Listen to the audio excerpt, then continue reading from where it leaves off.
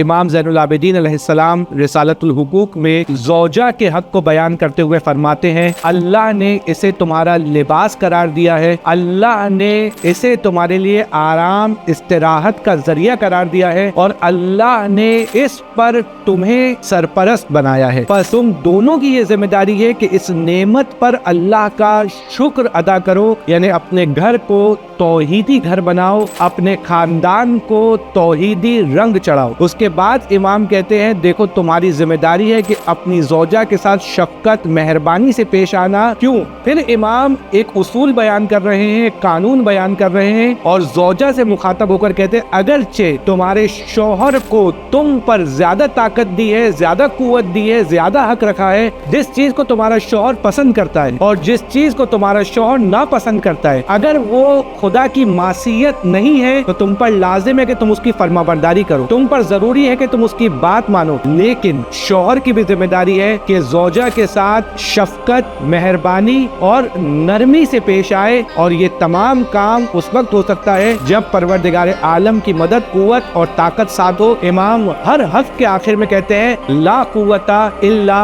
باللہ۔ ایک قانون ہے، خاتون کی ذمہ داری ہے کہ شوہر کی اطاعت کرے، اور شوہر کی ذمہ داری ہے کہ زوجہ کے ساتھ شفقت اور مہربانی سے پیش آئے۔